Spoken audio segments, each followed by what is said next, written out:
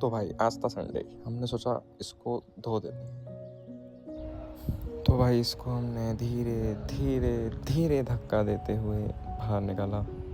हाँ, थोड़ी ताकत ज़्यादा लगती है।